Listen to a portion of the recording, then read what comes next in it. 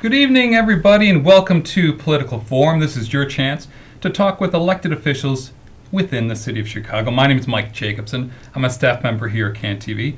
Joining us tonight is the distinguished representative from the 19th District, Bob Martwick. How are you? Very well. Very well. Okay, so for the next 25 minutes or so, this is your chance to call in. If you have a question, comment, or concern for Rep. Martwick, the number is at the bottom of the screen, 312-738-1060, 312-738-1060. Okay, let's kick off. For folks who may not know much about you, I want you to introduce yourself. So I'm Rob Martwick. I am the state representative from the 19th District, which is the northwest side of the city of Chicago. It encompasses the city neighborhoods of Jefferson Park, Portage Park, Gladstone Park, and Dunning. And it also has small parts of the suburbs of Norridge, Harwood Heights, Elmwood Park, and River Grove. As I mentioned, I've been in the House for about 4 years. I've become very active in education issues, revenue issues, and budget issues, and a number of other things. Very active in the legislature. And we've got some contact information for folks who need to get a hold of you at your district office at 4940 North Milwaukee Avenue, phone number 773-286-1115. And then they can email you right there, rob@repmartwick.com. Yes.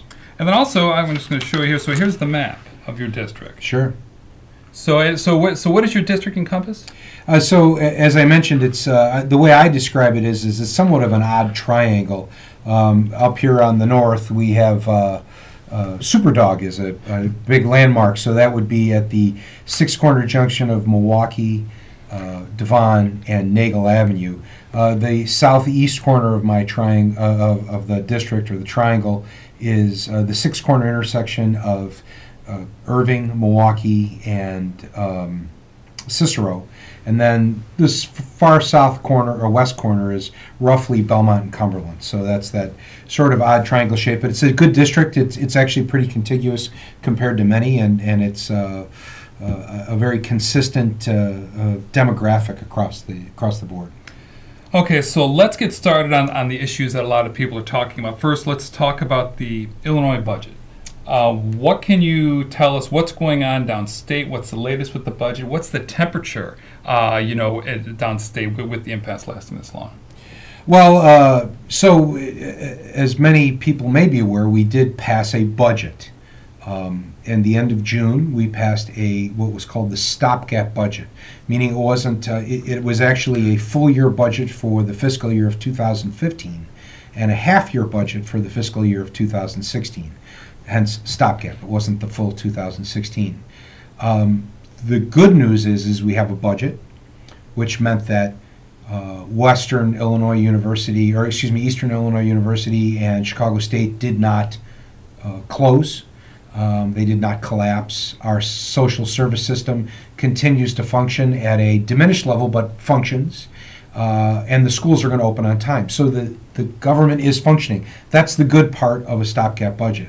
The bad part is that we are continuing on with the same practices that got us into this mess in the first place, meaning we're running at deficit spending, we're not addressing our bills, we're not addressing our debts, and we really need to figure out solutions to that and get on that very quickly. So is there, I know that a lot of the issues now, there's a lot of loss of social services, so probably a lot of different organizations and in your district are saying, hey, can you help me? So like, what do you say to groups, when you have, whether they're schools, whether they're social services, like what do you say to them? Well, here's a great statistic that a lot of people aren't aware of.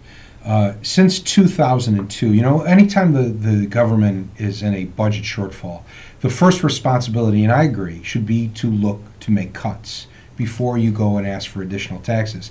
But to keep perspective, since 2002, adjusted for inflation, on the items of education, healthcare, and social services, we now spend nearly $6.6 billion a year less than we did in 2002. So we've made massive cuts, mostly to education and social services, and we're feeling the effects of it. So, we have the lowest number of state employees per capita. We spend less money on K through 12 education than any other state in the country.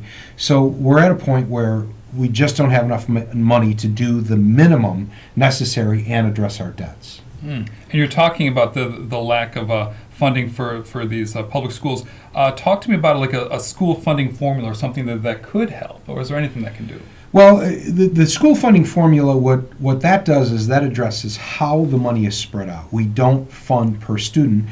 We take into account things like poverty and need, economic activity in the area of the school. And pretty much everyone agrees, Democrats and Republicans, that our system of the way that we spread that money around is broken. So our funding formula does not work. There are many efforts to change it, but as I say, when you're the lowest in terms of funding education in the country, it's hard to tell one school that they need to take less and in order to give another school more. What we need to do is we need to have a dramatic increase in funding education, move ourselves somewhere into the bottom 2/3, or hey, maybe even we aim for the middle of the country. And with that large influx of cash to the schools, we'll be able to change the way we fund so that everyone is being funded fairly and equitably. And so to do that, is that something, obviously, because I think you say this, is that who likes taxes? No one likes taxes. No one likes taxes, and we understand that. I don't like paying taxes, and I don't think anybody watching the show says, I can't wait to pay my taxes. It's a necessary evil. And right now, if we put aside all of the political, the partisanship, and we just address the problem, and I tell you the problem is simple math. It's not complicated math, it's arithmetic. And we've got an enormous amount of debt. We have the highest debt of any state in the country. And we're spending actually a very low amount on public employees, overall education, and human services. And we have the 8th lowest income tax in the country. So if we're going to address our problems, if we're going to really get our head around this so that we can provide the services that we want to provide and address our debts so that we can return the state back to financial prosperity, then we're going to have to raise revenue. And what we ought to be doing, and this is what I say, is we ought to be in Springfield talking about how much are we going to raise the taxes, what manner are we going to do it, and who's going to pay. That's what the discussion should be focused on. So also now, getting back to like the climate in Springfield, I know that there's been some recent news in terms of legislative pay issue. This is something that you've been in the news for recently. If you want to explain that for people who may not know. Sure. Our comptroller decided unilaterally that she would now delay legislator pay so that, unlike all the other state employees, legislators and elected office holders, state office holders, would receive their pay in the regular backlog of bills. So, for instance, our April check did not arrive until July 4th. Well, there's a problem with this. And while it sounds good, deny legislators pay, let them work for free because we didn't have a budget, it does more harm than good. And what it does is, you should never put financial pressure on people to make decisions. You don't want to do it in the form of a bribe. It makes no sense to do it in the form of extortion. There are many legislators who treat this as a full-time job because holding other employment when you spend 6 months a year in Springfield is challenging. And so there are many legislators that do this. I think it's wrong to put them in a position where they're making decisions that they don't want to make or that go against the will of their constituents simply because they've been put in a financial pressure. I'll give you 2 examples. We have one example where there was a Republican legislator from downstate who actually loaned himself money from his campaign fund in order to meet his monthly bills. That's terrible. We don't ever want to put them in this situation where legislators are running to lobbyists to get campaign contributions in order to make monthly bills. It's a bad idea. I personally did not accept my pay for over a year, but I was in a good position where I was able to do that. I think that this makes bad sense. And the last thing it does is it creates a barrier to service. We live in a democracy where everyone should have a right to serve. And if you tell people that they get no pay for service, you will eliminate, by and large, the ability of minorities, of low and middle class people to serve because they won't be able to afford to serve. And then you'll have nothing but rich people running our government, and that's the last thing we need. So now, if you can forecast it, because you're not in session now, right? So you'd be back in session in the fall. So what's going to happen from now until then? Well, between now and November 15th, nothing will happen. No of these, and every day that we're in this situation, our debts grow and get worse, and the problem gets harder to solve. So I think what happened is the two sides. I don't know that it was necessarily talked about and agreed to, but we were not going to budge. The governor said, I won't talk about addressing our financial problems until you pass my anti-union agenda. We said, we're not going to pass your anti-union agenda. We said, well, this is democracy says, if you can't agree, then let the elections sort it out. So we'll see what happens after the elections.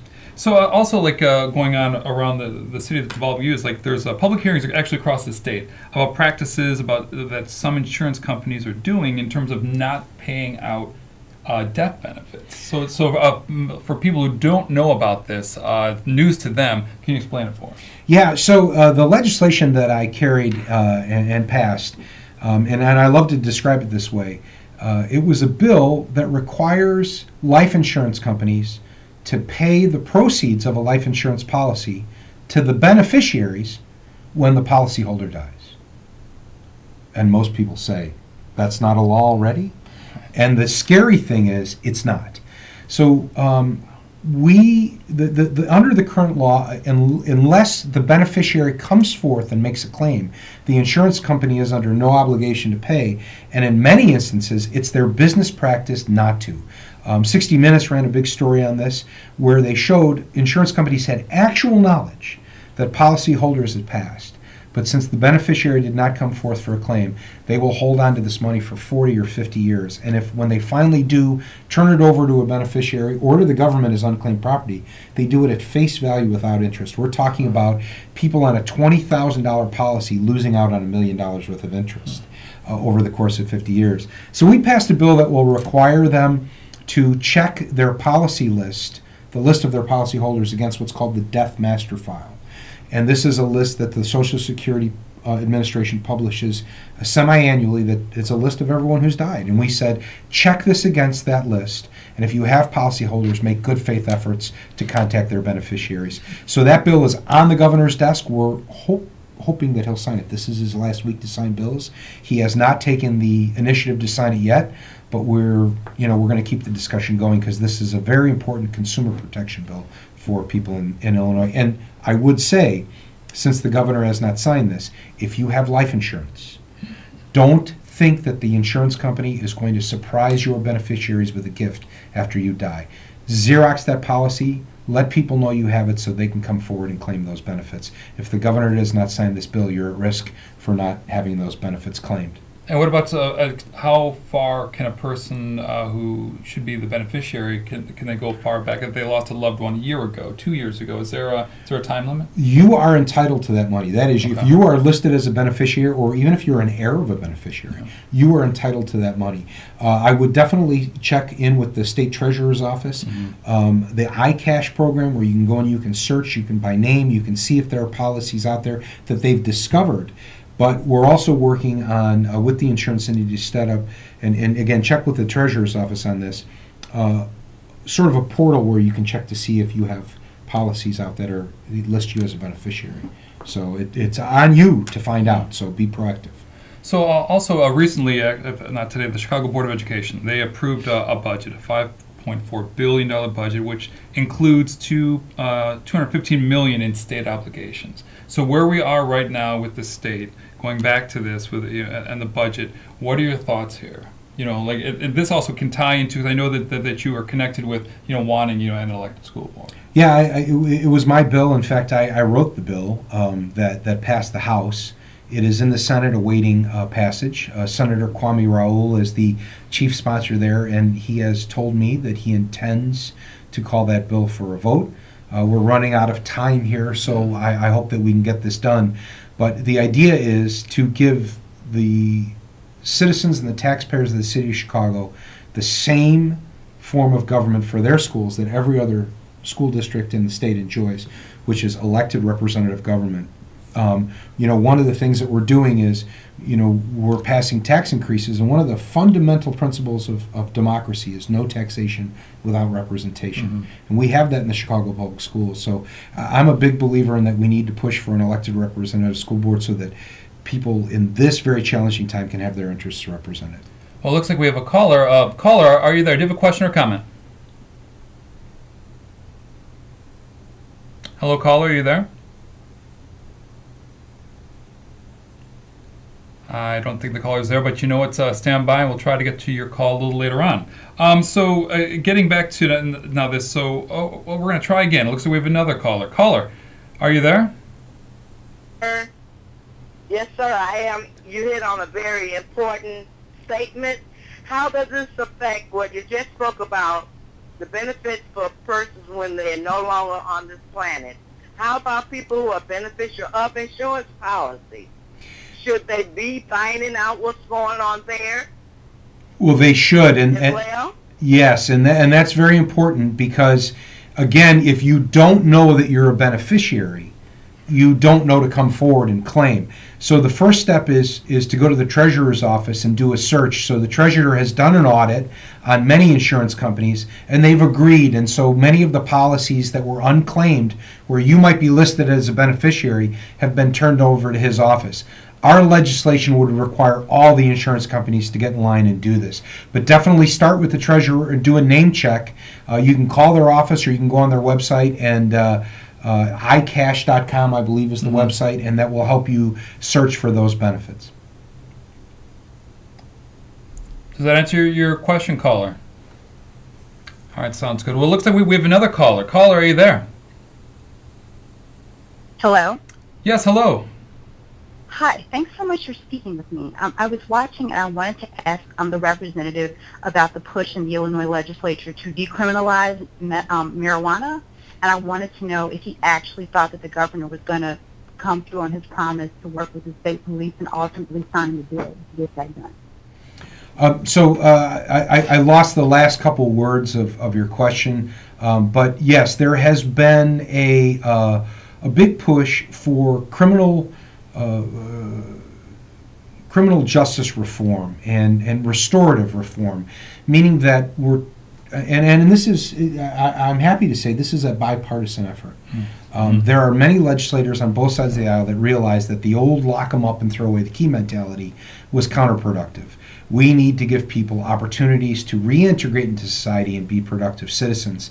And one of the big issues is, in our thirst to win this drug war, we started locking up a lot of people for minor possessions of marijuana, and really they were nonviolent criminals, and we were creating career criminals out of them because we're basically, once we gave them this record, they were prohibiting them from ever getting real employment after that. So there is an effort, and part of that effort is decriminalizing marijuana. It seems to be taking baby steps right now, but the steps are good.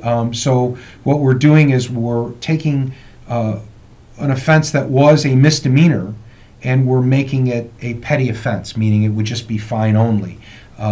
We are taking what was a felony offense, and we're making those misdemeanor offenses, so that people would be able to, marijuana is not legal yet, and so we're decriminalizing some of the sentences that go along with it.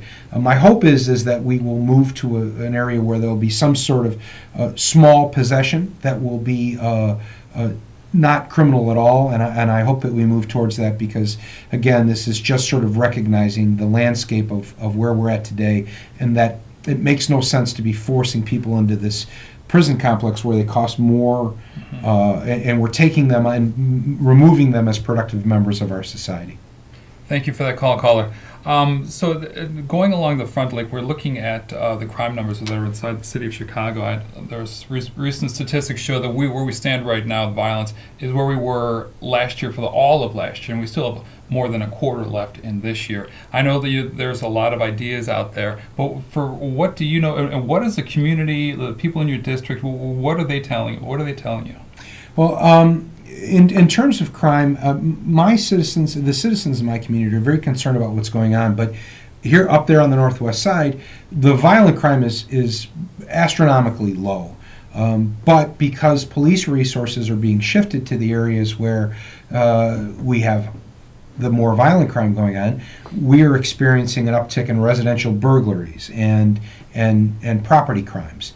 So everyone's concerned about this. We're not immune from violent crime. It does happen.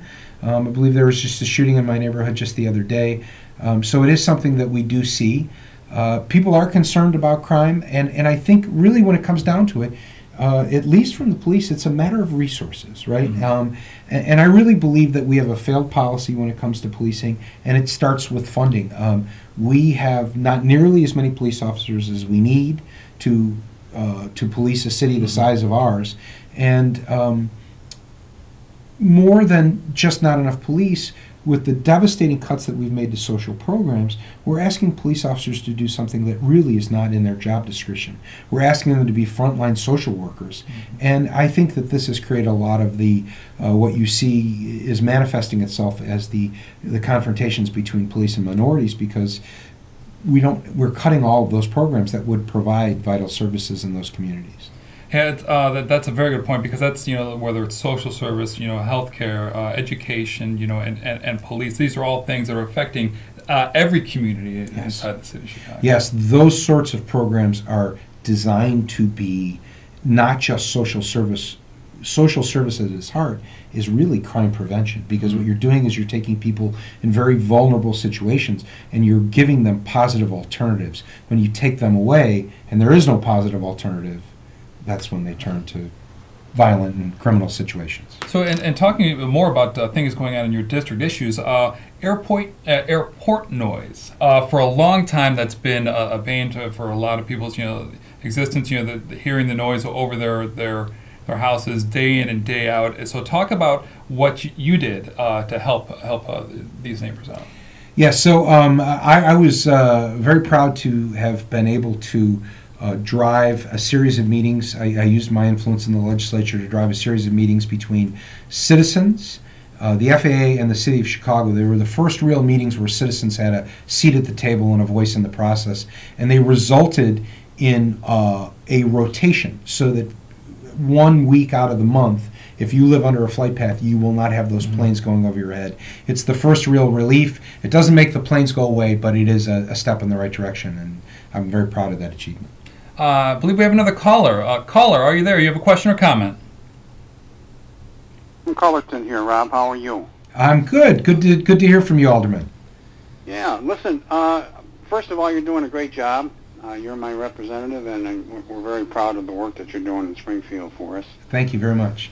Talking about gun legislation, is there any effort to put forth mandatory sentencing for those in illegal possession or use of firearms? Because I'm hearing every time there's a shooting, there's a large percentage of times that the perpetrator is out on parole or on bond after one or more arrests for gun control for illegal use of weapons.